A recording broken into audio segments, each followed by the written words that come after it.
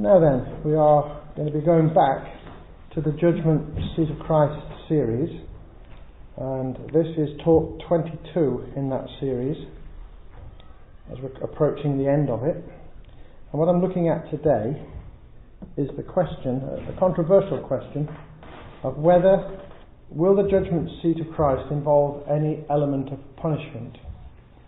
And so that word punishment is a highly controversial, sensitive word. People get very upset about it. And what you'll tend to find is that if you even mention this, people get uptight, they get agitated, they can't cope with it, they'll try and silence you. They'll try and stop you talking about it because it just makes them uncomfortable. It's got a negative aspect to it. So I want to look at this in a broad sense and examine the whole thing open-mindedly. And one of the things we need to do as we go through this is to be careful. It's a little noisy outside. We need to be careful about the definitions of words. Words really matter, and you need to define words correctly. And one of the best habits you can get into as a student of the Bible is to become very diligent and concerned about the definitions of words. Don't bandy words about in a rough and ready, slap-happy way, as if one word, roughly speaking, means roughly speaking this, and that's near enough.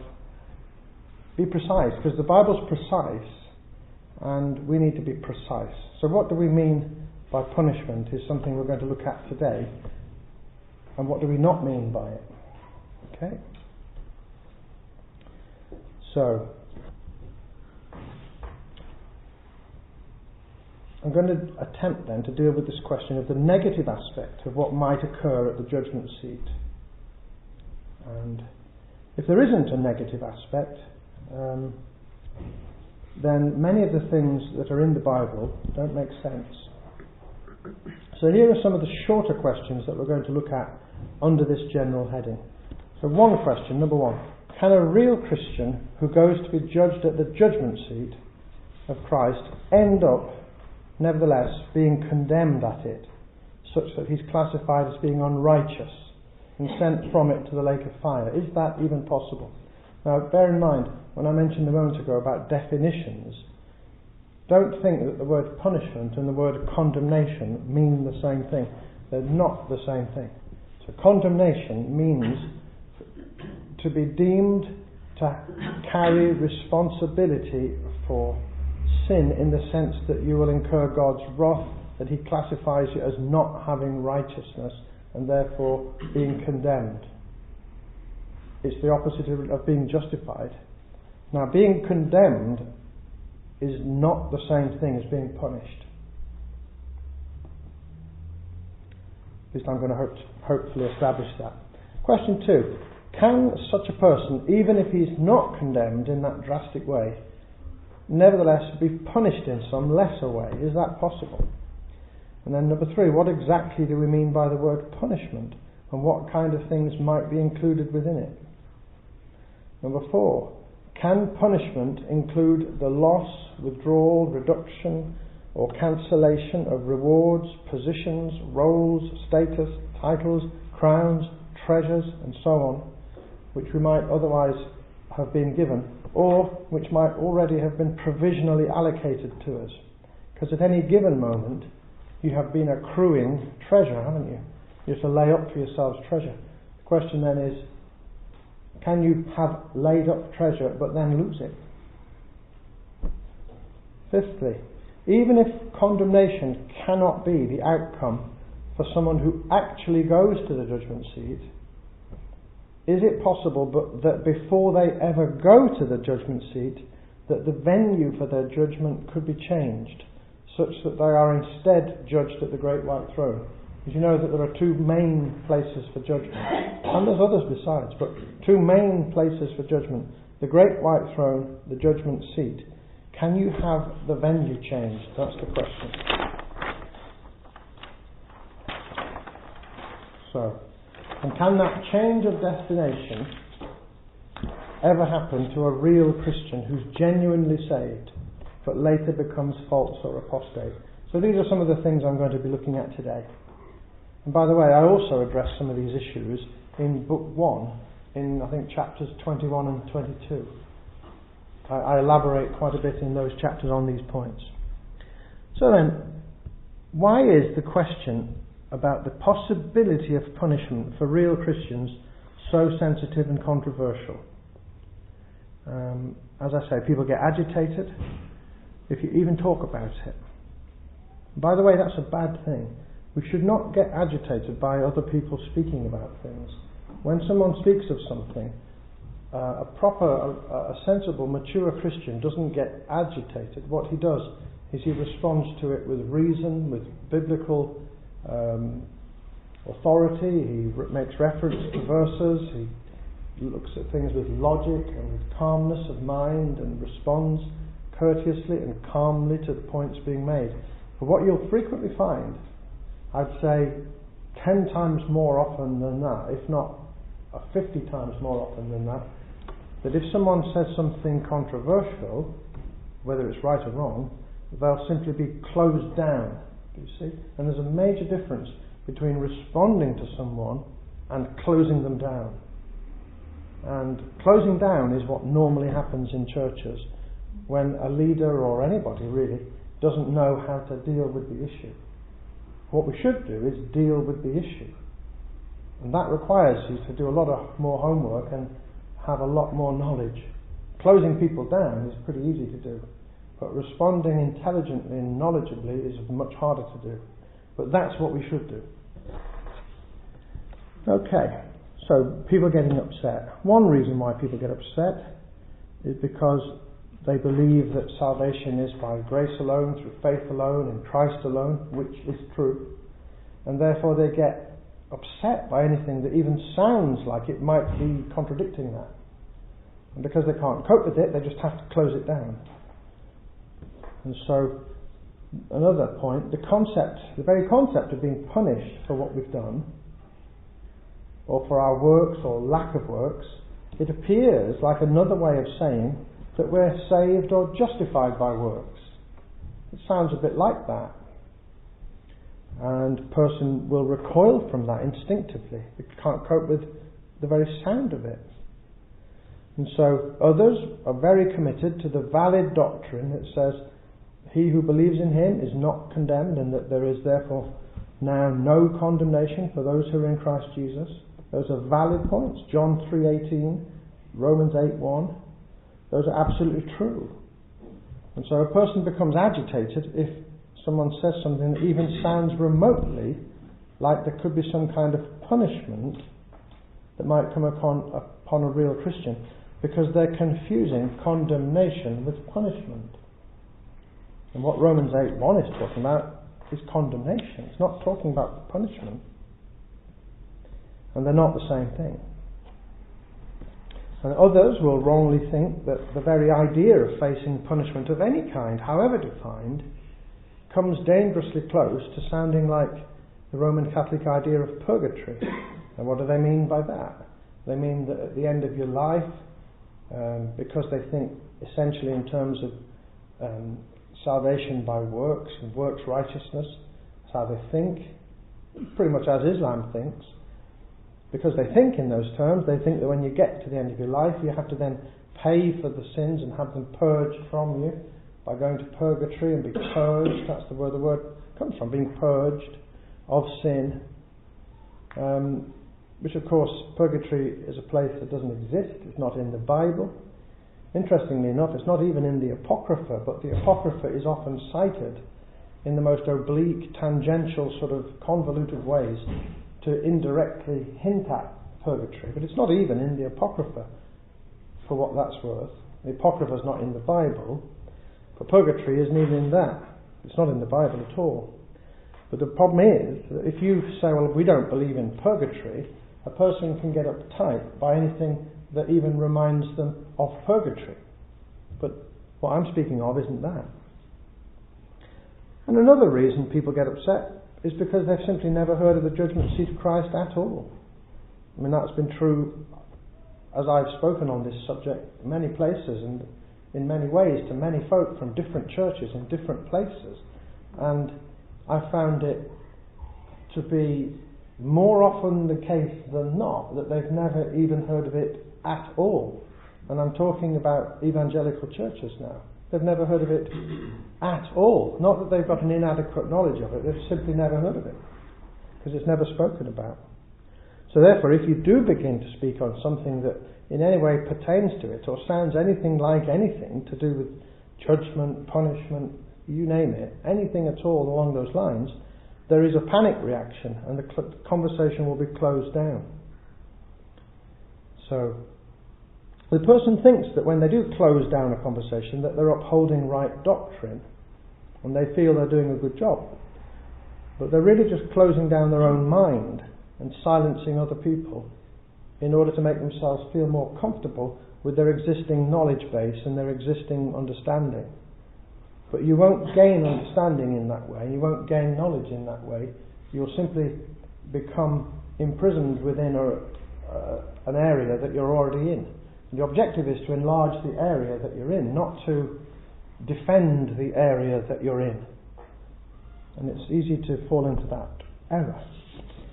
So, on this whole business of discipline and punishment and so forth, as I mentioned, if there aren't any such things, if such things never happen, if God never disciplines, chastises or punishes in any way, then what are various passages doing in the Bible? And here's one to begin with, and I could have put in lots more, but here's one. It's Hebrews 12 verses 4 to 10. If you'd like to read that, Chris. In your struggle against sin you have not yet resisted to the point of shedding your blood. And have you forgotten the exhortation which addresses you as sons? My son, do not regard lightly the discipline of the Lord, nor lose courage when you are punished by him. For the Lord disciplines him whom he loves, and chastises every son whom he receives. It is for discipline that you have to endure. God is treating you as sons. For what son is there whom his father does not discipline? If you are left without discipline, in which all have participated, then you are illegitimate children and not sons. Besides this, we have had earthly fathers to discipline us, and we respected them. Shall we not much more be subject to the Father of spirits and live? For they disciplined us for a short time at their pleasure, but he disciplines us for our good, that we may share his holiness. Okay, now that is speaking of earthly discipline and chastisement, earthly rebuke, earthly even punishment that's given to us now for the things we do. And God is doing that to us because he wants us to change, he wants us to grow up, mature, become different, stop doing things, start doing things. And he sends along a variety of different circumstances and things to chastise and discipline us. Now, the question is, why is it, if indeed we can accept that he does those things here and now in this life, why is it that there is such a disinclination to accept that he could possibly do that at the judgment seat? I mean, many would say he doesn't even do that in this life, and would recoil even from saying that God chastises us even now, here and now. But, I mean, it's clear as day that he does. In that passage alone, it's clear. So why would we think it unthinkable that God could in any way do anything negative, critical, rebuking of any kind at the judgment seat? So, my point that I'm making today is that some of us, many of us, perhaps all of us, will receive from Jesus at the judgment seat what can only properly be described as a punishment, even though we won't be condemned at it. So we won't be condemned at the judgment seat, but we will, many of us, be punished at it. And so I'm going to try and examine that more closely. Because if you're struggling to accept the idea of it, this analogy that I'm going to go through now might help. So imagine a situation that arises from time to time. I used to be a police officer many years ago. Now consider how it would be. Imagine a police constable has done something wrong or neglected something or failed to do something, and he's summoned to appear before the chief constable, or in the metropolitan, the commissioner, to be disciplined. Now what could happen? What are the range of options and responses available to a chief constable? And then when we've looked at them, let's classify whether we would regard any of them as being a punishment, okay? Or whether they have to be seen as something other than that, whereby you can't use the word punishment to describe them. And I think you'll see that we can describe them as punishments. Okay, so you're a police constable, you've gone to headquarters, you're going to headquarters because you're in breach of an internal police disciplinary rule. You might even have broken a criminal law. The range of options then for the chief. Firstly, at the lowest level, a mere rebuke. So the chief constable or some officer on his behalf tells you just in words alone about his disapproval, disappointment, his concern, and to say that he feels you've let the force down, you've done wrong, he's disapproving of you. He's rebuking you. Just words, nothing else. Now that's the lowest level. Next stage up. Number 2. He could go further and impose some kind of sanction on you. It could be a minor sanction, such as to deduct some of your wages for a month or more, a cut in wages. Number 3, he could go even further and transfer you into a less desirable role. So he could move you out of CID into a normal shift or onto traffic, or put you back on an ordinary shift in uniform, etc. And number 4, he could demote you in rank. He could take you down from, say, sergeant to constable. So that means reduced status and reduced pay as well. Number 5, he could knock you down by several ranks. He could take you down from chief superintendent down to inspector. Take you down all the way to constable for something serious. So multiple demotions. And number 6, he could dismiss you from the force altogether and completely sack you from your job. But in doing so, he could allow you to keep your pension. Then number 7, he could sack you and strip you of your pension as well. So you leave with nothing. No pension to wait for. Number 8, he could go beyond all of that and say, what you've done is sufficiently serious for me to go outside of the internal disciplinary code and to treat you as having committed a criminal offence, and I'm going to charge you with that and prosecute you through the courts. Now that could lead to a fine, prison sentence, or in the past, even to a death sentence. Now all of those things are possible options to the disciplining officer. Now which of those would you feel it would be right to classify as punishments? Now if we looked at that list, most of us, if we're reasonable, would say, well, all of them, with the possible exception of the first, which is a mere rebuke. But even that, you could argue, is a punishment.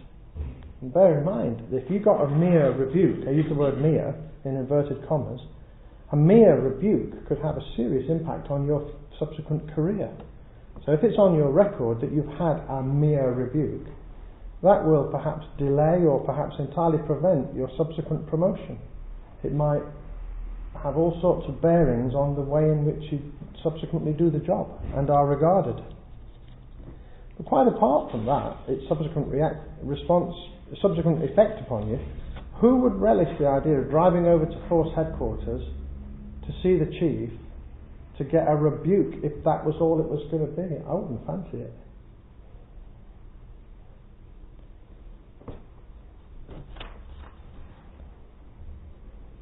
So, why then do so many of us see it so differently when it comes to the judgment seat of Christ? Why do many of us insist on saying that it just can't possibly involve any negative dimension, or at least nothing that could be described as a punishment? There's almost a kind of visceral response to that. We just react in a panic, and we can't accept it. So let's look at the range of options that might be available to Jesus at the judgment seat. Because insofar as we ever talk about it, we only ever talk about it which is in most churches, not often. Maybe 5% of churches ever talk about it, but when they ever do, they only talk about it in positive terms. Well, let's look at the judgment seat in negative terms for a change. What are the range of options, as with the chief constable, the range of options available to Jesus at the judgment seat when he wants to express disapproval? What could he do?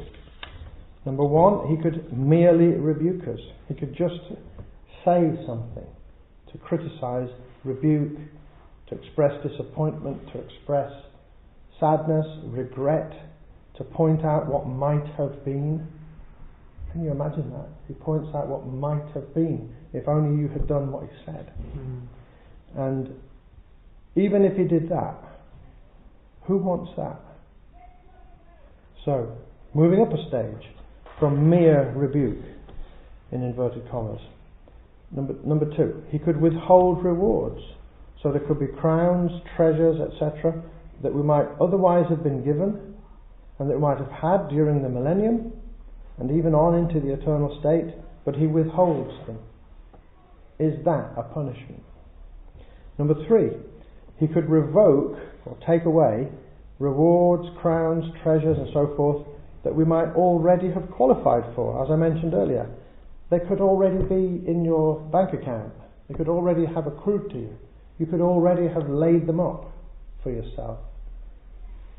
But he revokes them and says, yes, you have earned that for what you did 10 years ago, 5 years ago, but I'm going to take it away from you because of what you did here, which in my opinion warrants the removal of the reward that you had already earned, or part of it.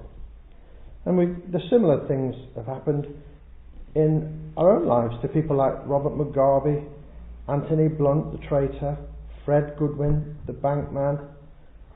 The Queen revoked all of their knighthoods. She just cancelled their knighthoods. Now, they didn't see that as a great thing. They weren't very pleased with that. I think they would say that was a punishment, to be stripped of those things. Now, what would we think if Jesus stripped us of things we had already been awarded?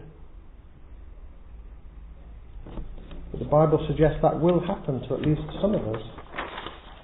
And fourthly, Jesus could demote us. He could not only withhold crowns and rewards, but he could also strip us of roles, positions, ranks, titles that we might already have earned, or which we might have been able to earn, or about to earn, or be awarded. So we could then enter into the millennium and into the eternal state thereafter with a reduced role or a reduced rank, as per being moved down from superintendent to inspector, or from inspector down to sergeant, or whatever.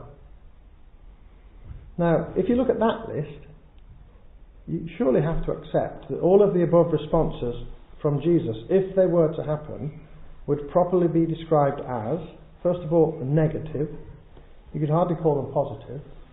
And secondly, punishments. They all involve a loss or a sanction, with the possible exception of where he only rebukes you and does nothing else. So if you look at it in that way, it's hard to deny that the judgment seat will contain at least a negative dimension to it. And what I'm trying to achieve is to get people to open their minds to look at this subject in its entirety and not to cling to a limited definition of the judgment seat, which is a more acceptable definition, a more favourable one, and one we can feel more comfortable about. Because whether you feel comfortable about things is neither here nor there.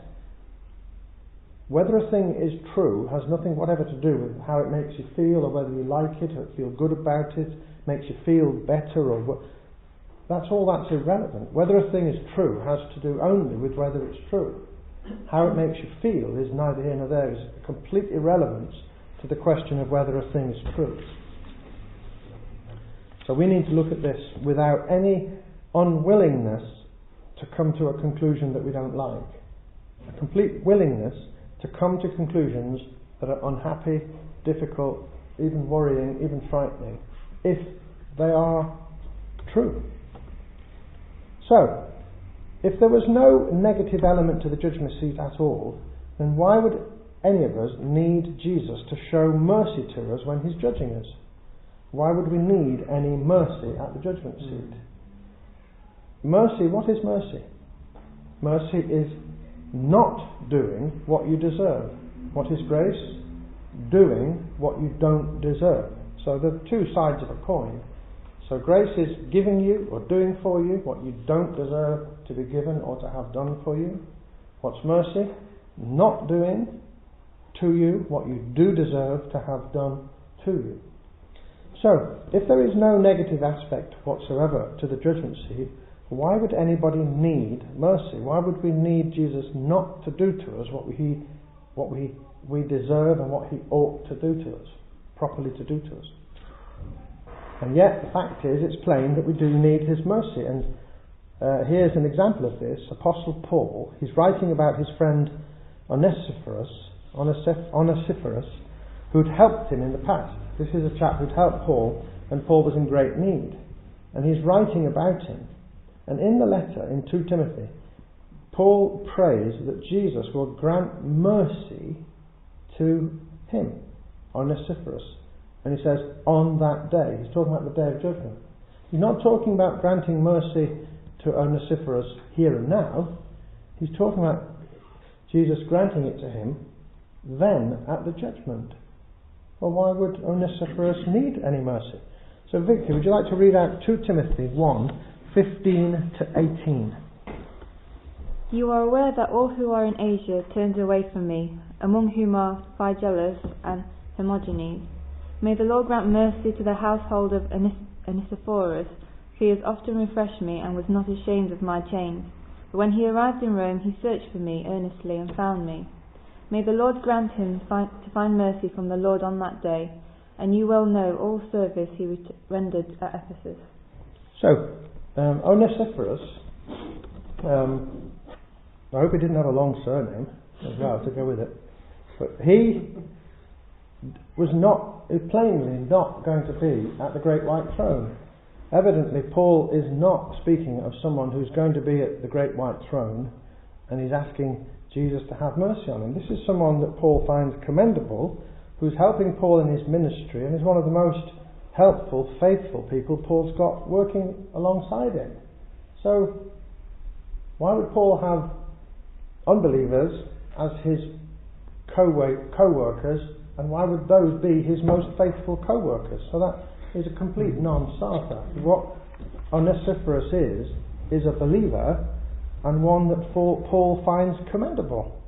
Nonetheless, he seems to think that he requires mercy at the day of judgment, and he's asking Jesus to show it to him. Don't you find that a little strange? Shouldn't Paul be asking Jesus to show mercy to the people who deserted him?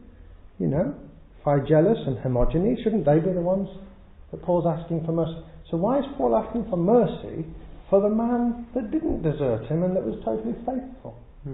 This is the way you need to think about the Bible. You need to ask questions like this. Ask yourself questions when you read a verse. Why is Paul doing that? And when you ask those kind of questions, it's amazing what opens up. So, why would Paul ask for mercy for him? It's plain that there is some element or aspect of what will happen at the judgment seat that Paul thinks that he wants Jesus to not do to Onesiphorus certain things that might otherwise be done, said, or whatever to him. He wants Jesus to not do things to him as a reward in return for his faithfulness. So he wants Jesus effectively to take into account at the judgment seat the great help and mercy that he showed to Paul, and for Jesus to grant equivalent mercy to him when he judges him. Okay? And this is why I say, why would you need it if there isn't anything negative? What would you need mercy for? Now,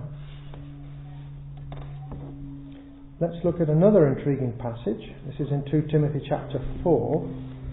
And here, Paul is speaking about certain people who let him down. They failed to stand up for him. They failed to stand by him. They failed to speak up in his time of trouble. And he says they deserted him. Now, I think we can still conclude that they were real Christians. Otherwise, why would Paul have expected them to stand by him in the first place? Because Paul would hardly expect unbelievers to stand by him. So he's speaking of people about whom he had a legitimate expectation of faithfulness, that they'd stand by him. And he's pointing out that they didn't. But note what Paul says at the end of this passage. It's from 2 Timothy 4, verses 9 to 16. If you could read that one, Chris. Do your best to come to me soon, for Demas, in love with this present world, has deserted me and gone to Thessalonica. Crescens has gone to Galatia, Titus to Dalmatia. Luke alone is with me. Get Mark and bring him with you, for he is very useful to me for ministry. Tychicus I have sent to Ephesus.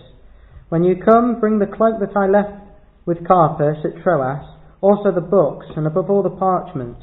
Alexander the coppersmith did me great harm. The Lord will repay him according to his deeds. Beware of him yourself, for he strongly opposed our message. At my first defence no one came to stand by me, but all deserted me. May it not be charged against them. Okay, now Paul is saying there, this is the key phrase, may it not be charged against them. Okay, now bear in mind we're talking about Christians, because otherwise why would Paul expect anything whatsoever from them at all? So that, to my mind, has to be an absolute given. These are Christian people who've let him down.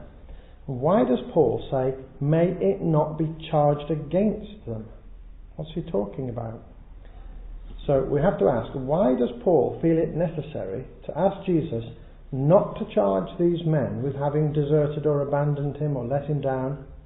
Why would he say that if there was no possibility of any real Christian being charged with or punished for or criticised about anything? If that could not happen, why would Paul ask for it not to happen? Do you see? Why would he ask for them not to be charged with things? And I don't think that we're going to be saying that these men are going to be at the great white throne because they let Paul down. I don't think that's a likely conclusion that we can properly draw from this. These men let Paul down because they were cowardly, they were timid, they were not strong, they were not mature. In all sorts of ways they were unfaithful. But that is just not a conclusion that you can reasonably draw from this. Because that would be an easy cop-out, wouldn't it? To say, these men are going to the great white throne. I mean, that alone would be a more uncomfortable conclusion to reach. Would you want to go to the great white throne because you've ever let anybody down? I don't fancy. I hope not. Otherwise, which of us would not be going to the great white throne? If that's what it means. It doesn't mean that. These men are going to the judgment seat, but what Paul is saying is, he's saying to Jesus, after all that's been done to him, and remember this is Paul approaching death, and when he's writing to Timothy, he's not got long to go. He's perhaps only got a few weeks or months to live. He knows he's waiting for execution. 2 Timothy is his last letter. Now Paul is basically saying to Jesus, go easy on them. These people who've let me down at the judgment seat, don't hold anything against them on my account. Don't just, if anything they've done to me, just forget about it. That's what he's saying.